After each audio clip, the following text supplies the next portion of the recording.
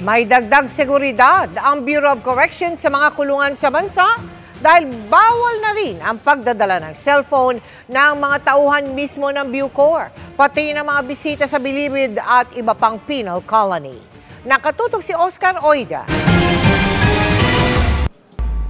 Mula noong Martes, umiiral na ang no cellphone policy sa mga kulungan ng Bureau of Corrections. Kaya bawal na ang pagdadala ng cellphone sa loob ng New Bilibid Prison at iba pang penal colony sa bansa, mapabisita o tauhan man ng Bucor. Ayon kay Bucor Director General Gregorio Pio Katapang Jr., maski kasi nakakulong na, nakakapag-operate pa rin mula sa loob ang mga drug lords sa pamamagitan ng puslit na cellphone. Kasi kuminsan yung mga gwardya patago na pinapahiram yung cellphone sa mga PDL. Isang cellphone na mapahiram mo sa PDL, bigyan ka ng 100,000. Yung medyo smartphone. Pag regular phone na text and call lang, mga 50,000 na. Sabi ni Katapang, marami na raw natanggal sa serbisyo dahil sa ganong kalakaran.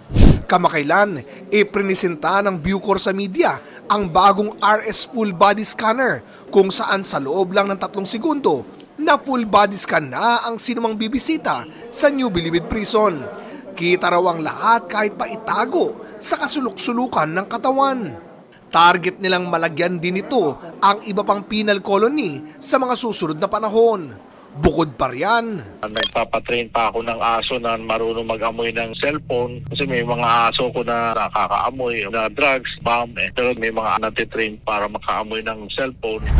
Sa kabila nito, di naman daw totally mawawala ng komunikasyon ang mga PDL sa kanilang mga mahal sa buhay. Meron kaming e-dalaw, pwedeng gumamit ng laptop to communicate with their loved ones. Tuloy pa naman yung kanilang communication with their loved ones, pero controlled and supervised. Para sa GMA Integrated News, Oscar Oida, nakatutok, 24 oras.